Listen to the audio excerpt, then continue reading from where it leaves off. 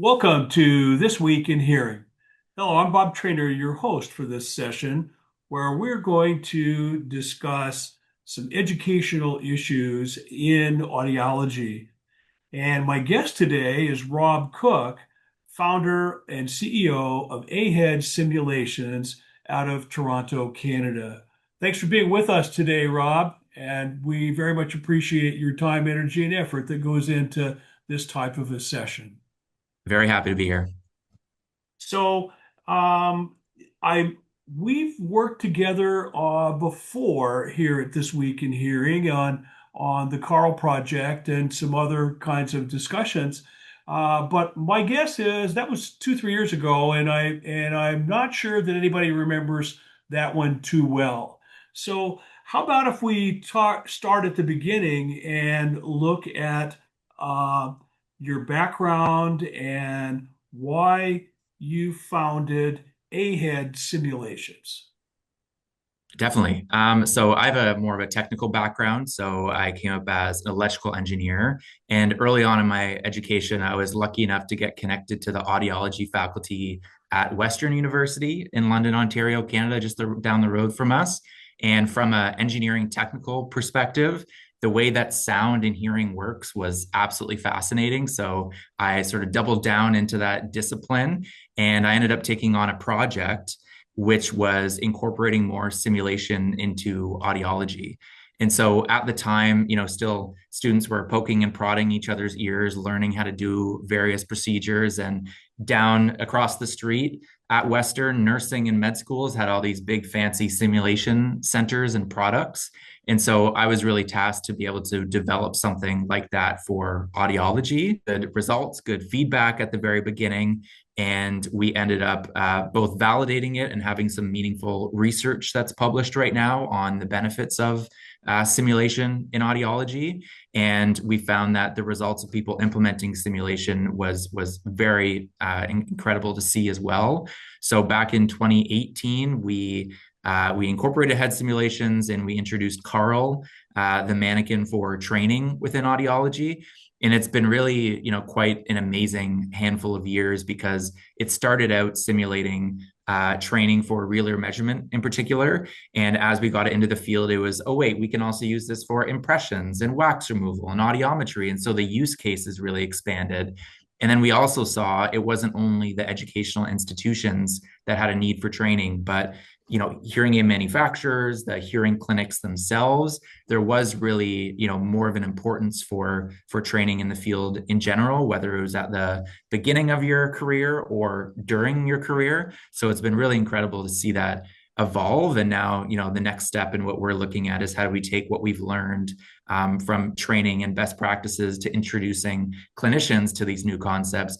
How do we then apply it down the chain a little bit more to patients and the public, which I'm sure we'll get into.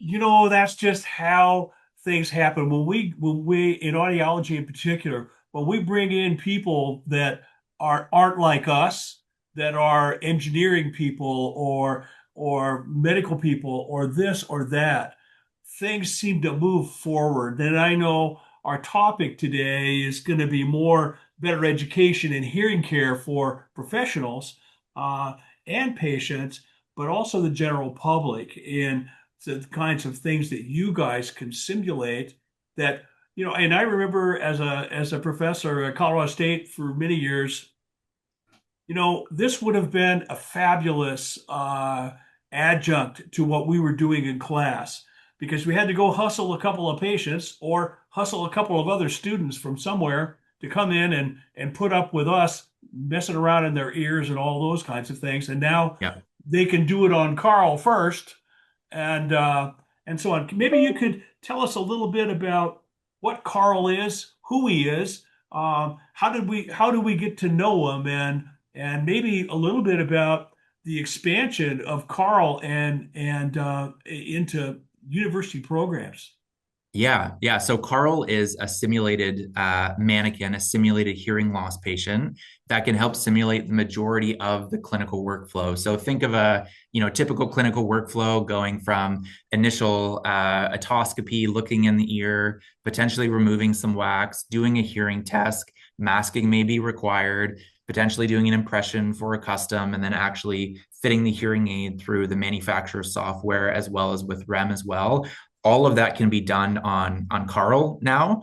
And so, instead of being able to, in clinic in particular, be able to practice all of this and kind of learn on the job with patients, instead you could plop our simulated mannequin Carl right in the chair instead, go through the whole process, get feedback about whether you're doing it correctly or not. And the hope is that, people will be able to be far more confident and that the quality of patient care will really succeed. And, what we really encourage, particularly in the audiology programs that you mentioned, is just how hands-on our field is.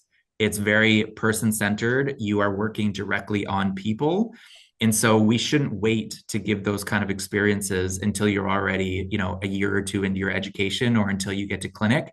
We have many different programs that, in the first week of classes, it's let's get a hands-on with hearing aids. Let's look at all the different styles of hearing aids. Let's put the hearing aids on the mannequin's ear. Let's just remove a lot of the barriers and the intimidation to working in hearing care.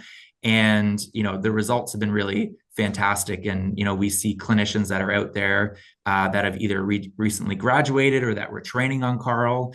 And, they come to us and they say, oh, we love Carl. We love Carl, because it gives them a lot more confidence in moving forward with this, profession, and knowing that when they're working with actual people and patients in front of them, that they know what they should be doing like the back of their hand. And instead of worrying about how do I do this process, how do I fit this hearing aid, they already know all of that, and they can purely focus on the patient and the counseling that's required. That's something that we wanted to do with the AUD programs. We wanted people to hit the ground running whenever they started. And one of the criticisms of the AUD programs is, yeah, okay, now you have a doctorate, but you still don't know a whole lot more than you did when you had your master's degree. And this kind of an approach will allow people to be able to hit the ground running whenever they finish school, which has really been our goal since the inception of the AUD back in the 90s. So, Exactly. Yeah. And I think, a lot of the time as well, we think of education as something that you do, when you're in school, and then you go out into the field and, you do your clinical practice, and that's kind of it. But as we've seen, technologies evolve, processes evolve. So to be able to have tools where you can continually experiment, and learn in a more safe environment, as opposed to having to, make mistakes on patients. It really does extend to, professional development and continuing to, be a better clinician basically every day. and so that's kind of how things have been changing over the last 5 to 10 years or so. Uh, and again, I remember when we had this first discussion, Rob, it was like, oh, wow, that sounds so cool. Just because of having to try to work with students over the years, sitting there in the sound room and watching them make mistakes on real people, which just wasn't really the best way to do that. So, have hearing clinics and so on adjusted to these changes pretty well? Yeah, I think, as you mentioned, audiology and a lot of this baseline education is really the foundation for a lot of clinical practice and what we think of when we think of training clinicians. And thankfully, with the implementation of Carl, there's been a lot of more hands-on training there. The other side of it is the hearing clinics and the dispenser side of things as well. And so, a few key trends that we've seen in the last handful of years is a shortage of clinicians. Talk to many different clinic owners where it's hard to find the right people, the right talent to fit within their team. The AUD degree is very expensive for a lot of people as well, and so that's a big debate that's ongoing for quite a while. So that helps fill that gap. And then on the clinic owner perspective too, margins are being challenged more and more, and so the economics of a hearing clinic is changing quite a bit. And so all of this has really led to what we've seen more often of hearing clinics taking more ownership of the training, taking more ownership of the hiring. And at the end of the day, I always say, no matter what industry you're in, the company with the best team, they're going to be the ones who are able to outlive challenges, are going to, be able to excel no matter the environment and through all the ups and downs. And that is, of course, the soft skills and the team that you generate and that you hire.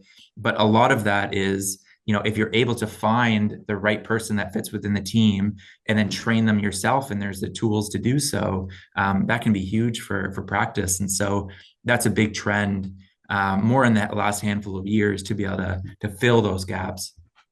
That's always been a concern. In my practice, it was always uh, people can come in and they say they have this and this and this, but when you get them, they might have those things, but they only maybe concepts and not necessarily the way you think that they need to join up with the team to Yeah. facilitate a movement forward. So, And uh, especially when you're, a clinician or a clinic owner, you've built your business from the ground up. And a lot of times you have developed a certain kind of reputation in the community and with your clinic and doing things a certain way. And when you start to grow or when you start to add locations, all of that gets challenged because it might not be you in front of the patients anymore. So that's when true. differentiation is such an important aspect of a clinic strategy, being able to make sure that the value proposition that you began with and you're able to start with in the early days can be replicated across these locations. A big part of that is proper onboarding, training, and making sure the clinical care is, meeting the standards that you wish it to. Well, some of the some even though audiologists in some respects are hard to find in some places, you can get into other places where there's not one on every corner, but maybe every other corner, Yeah. and so this could be quite a differentiation of one practice versus another practice, and uh, and so well, but how does this trickle down to patients and families and the general public and their interaction with hearing care? Yeah. So I would bucket this into two different categories, one of which is the clinical education that we've talked about, which is, most of our conversation thus far. I think that's the easy answer, which is, better clinical education translates to better clinical care and, patients being able to succeed more with their hearing aids. The other big side of it, which we're starting to look at more and more, is more of the product training side of things. And so often in the industry, there's a discussion of what the public's general interpretation of hearing aids are. And you'll see outdated hearing aids in, big mainstream press That articles. great big thing with the guy on the phone who's all Yeah, that big thing on his ear. I think I talked exactly. with the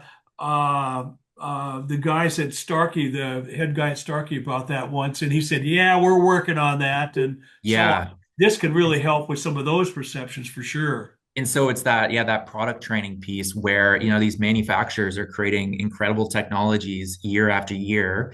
And it's how much are these technologies really trickling down all the way to patients in the public, and how much is that being characterized? So, breaking that up a little bit, there's a part of the manufacturers passing on these product features and the value to the clinicians, which is a part of it. And then there's the clinicians being able to pass that on directly to the patients and the public through community events and everything. And there's not really a fantastic way that happens right now. And unfortunately, what we see is that these incredible technologies, they're not seen from the everyday person as, the incredible kit that they are. They're just thrown inside of this bucket of hearing aids.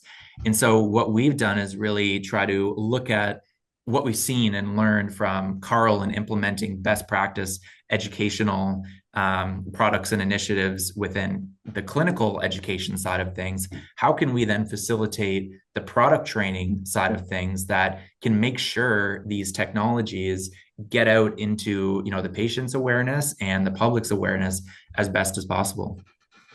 Great. Well, now I know that AHEAD simulations has been around this kind of a discussion for quite some time. What specific things are you guys doing to move this whole effort forward? Yeah. So on the foundation of the clinical training that we have with Carl, we just announced our whole new product name, Alex. And Alex is for hearing aid demonstrations. And Okay. so if you think of, a new hearing aid comes out, and a lot of the time you might be talking about the different features. There might be a particular launch event that you can listen to the features. Our goal with Alex is so that this kind of experiencing of the hearing aids and experiencing of the different features can occur all throughout the industry. So whether it is better hearing aid demonstrations from a manufacturer to the clinic, so that the clinic gets a really good grasp on what this new hearing aid is capable of, or which is really the incredible part of this is being able to provide tools to the clinic and the clinicians to better showcase and demonstrate features of the hearing aids to end users. So whether that is during the actual consult, when you can provide a sound demonstration to the patient and their family member, and the clinician can listen at the same time. You can compare different kinds of hearing aids. You can compare different brands to see what might interest you the most. You could be, at an open house. You could be at a community event where you want to showcase a bunch of the public what these hearing aids are capable of. It really tries to lower the barrier to getting people to listen to hearing aids. And through a lot of our testing, one of my favorite reactions was someone who is completely unaware of hearing aids. They're not in the industry. I set up a little demo so that they could listen to some hearing aids. And their first reaction was, oh, those don't sound that weird. And so clearly they had some kind of a preconceived notion of what hearing aids were and what they look like. And so the more that we can just get, patients, family members, and the general public to just listen to these things and not be scared of them and realize how much amazing technology and features are included with them, I think will do wonders for, a broader acceptance. Well, absolutely. About the time that guy has that big phone thing in his ear, and people look at that and say, "Man, I don't want any of that stuff." Yeah. Uh, and and so now then it looks like Ahead Simulations has twins. You have Yeah. Carl and you have Alex, and Carl's more the academic side, it sounds like, and Alex is more the product oriented side. And Yeah. and I would encourage manufacturers to jump on this heavily, just because of the fact of having been the clinician sitting in the room listening to the PowerPoint talk about how cool a particular product was. And and yes, it might be cool, but you never really know much about what it's going to do and what it's going to really sound like or work with and what it's going to interact with until you fit 4 or 5 patients. Yeah. And here we can actually decide whether this is a product we want to jump on or not rather rapidly. And so Yeah. this should be manufacturers should be knocking on your door rather hard and Yeah. Yeah, and and two anecdotes that we've seen as well in the past is, talking to clinicians and realizing that, they are dispensing these hearing aids every day, and yet at the same time, they may not have listened to what these devices sound like oh, themselves. absolutely. Yeah, sure. And just being able to have that, empathy piece, and as well as the, more technology driven feature side of things, knowing, what these different features sound like in the real world, not what the spec sheet says, but just qualitatively, what is the patient's experience going to be when they plop these in for the first time?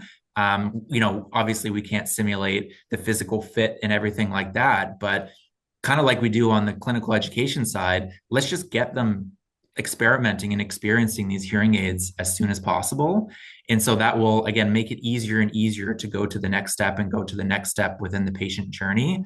The other side of things is talking to other clinicians that they said their clinical process really doesn't change much when a new technology comes out or when new technology comes year after year. They're still having the same conversations with the patients. And so that means these manufacturers and these hearing aids, all of these technologies and these features that are being passed on to the clinician, they're not actually making it down to the patient because they're still having the conversation of, open versus closed fit and what kind of style. And all of those are really important. But somewhere in that process, to be able to demonstrate and inject a bit of a experiential, point of the journey Right. where let's just get you familiar with what these devices are.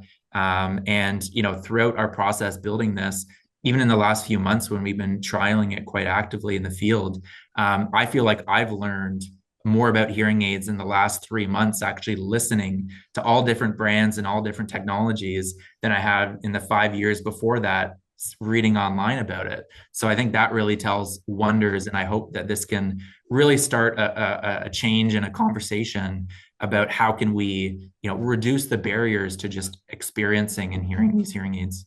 I had the opportunity to work with some colleagues in a This Week in Hearing session on stigma. And stigma was when I started in audiology in the 70s, it was you had to be half dead, 95 years old, and can't hear a thunder to be able to think that, oh, maybe I better get a hearing aid. Yep. Now things are a whole lot better than it used to be. I mean, people are using products. They're not quite as antsy about that, but the stigma issue is still there. Yep. And with this kind of an approach, maybe we can reduce that stigma thing just a little bit more. Yeah, and there's pressures such as the AirPods Pro having hearing aid functionality. If traditional hearing aids, if we don't give a broader access and don't allow people to experience them, and they're kind of hidden behind a extensive clinical process, then I worry that those technologies, people are going to not go the extra mile to look at these, prescription hearing aids, if you want to call it that. Right. It's just a little bit more friction to get there. And so being able to, even directly compare what do the AirPods sound like directly next to hearing aids? What are the additional values that they provide? Those conversations are going to be had, whether it's in the clinic or whether it's at home. And so let's facilitate that and ultimately position a lot of these technologies to, be the better and the superior solution if we can manage it. Great. Well, this has been a great conversation, Rob, and it's really great to see the kinds of things that you and AHEAD Simulations have conducted. And again, it's a total issue of bringing people into audiology that come from other areas with different backgrounds to help us begin to make the products that are really going to be beneficial to our patients. And on my side, it's been very nice to meet the Ahead twins, Carl and Alex both. And so, anyway, thanks so much for being with us today here at This Week in Hearing. My guest has been Rob Koch, founder and CEO of Ahead Simulations, that are now beginning to move into making life better with a better understanding of the products that can assist people with their interactions with families and the community and other things. Again, thanks so much, Rob, for being with us today. Thanks, Bob. That was great.